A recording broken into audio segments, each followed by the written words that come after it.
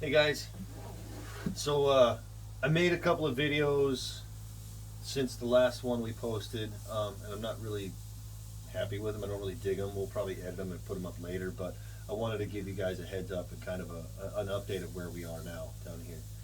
Um, so what I've done is I've polished all the fuel, right? I've transferred all the fuel from one tank to the other tank through the filters, and I had to use a couple of drums up top as well.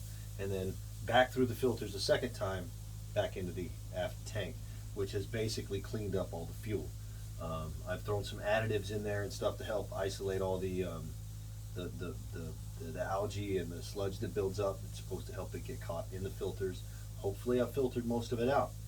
And then I've purged this system and I've flushed it all with fresh fuel, and I've put all new fuel filters all around. I'm going to be doing that today with this engine. I will be changing out these separator elements and cleaning the bowls, and also changing the on-engine filter element. These are new, but they were put there years ago and there's fuel in them, so there's probably algae and sludge in the bottom of them as well. So I've got plenty of new filters. I'm going to just replace those, and then I'll flush the whole system out with fresh fuel. I replaced the impellers on both water pumps. This water pump, actually, I had to remove this water pump. Yeah, come on in and check this guy out. So this water pump impeller housing here, I had to actually remove it because the impeller had been run dry, and the impeller was basically glued to the nylon sleeve inside there. So I had to disassemble the whole thing and take it all apart and replace it. And I had way too busy a day to mess with any videos, so I'm sorry I didn't get that on video. This water pump, it came apart pretty easily, and the impeller came out relatively easily. It was still a huge pain in the ass, but compared to the other one, it was much easier. And today I would like to fire the engines, but I'm going to have to disconnect this water hose up here, this water feed. This would come through the water strainer. I don't have any way to supply feed up that hose, so I'm just going to remove this hose, and I'm going to grab this with a pipe wrench, this elbow fitting, and rotate it upwards, and I'm just going to stick two garden hoses in it, and hopefully that'll run enough fuel to at least run enough water to at least maintain the cooling system, keep my impellers lubed, and have some flow out the tailpipe, or out the exhaust in the back tailpipe. I will have fresh coolant in the engine. There's no coolant in them right now. We're going to go ahead and fill them all up with fresh coolant. Hopefully nothing leaks out. I've opened up all these petcocks, and most of them have coolant in them, and it's fairly fresh. I don't have any pliers. See if I can get one. There we go. See, oh, and now it comes out a little bit dirty. That's just pink antifreeze. A little bit dirty there, but they all open freely. All the petcocks open freely, and they all have fluid coming out. So I have little reason to believe that any of this shit got frozen and cracked.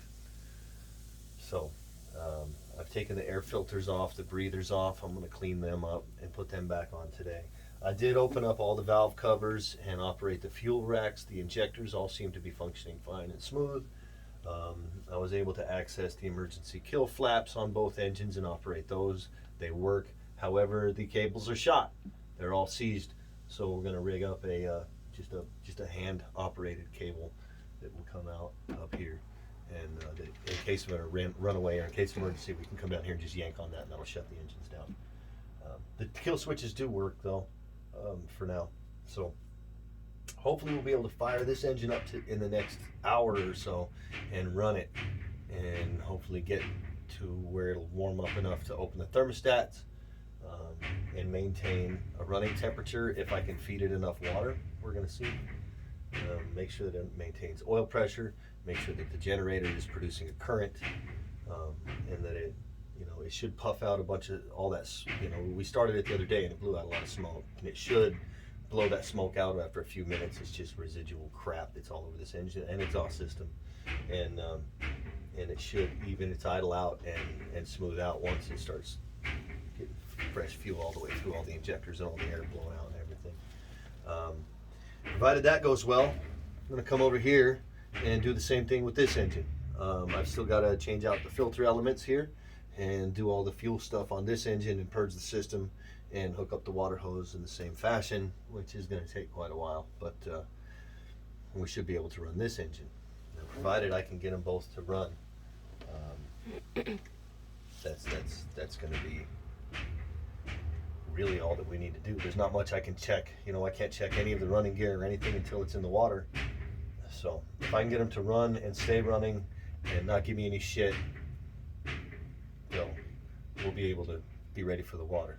We're still working on the outside, which will be another video we'll post here in just a few minutes. We'll go around the outside and show you the progress that Cindy's been making out on the hull. As far as the engine compartment goes, that's about it. Yeah. Thanks, guys.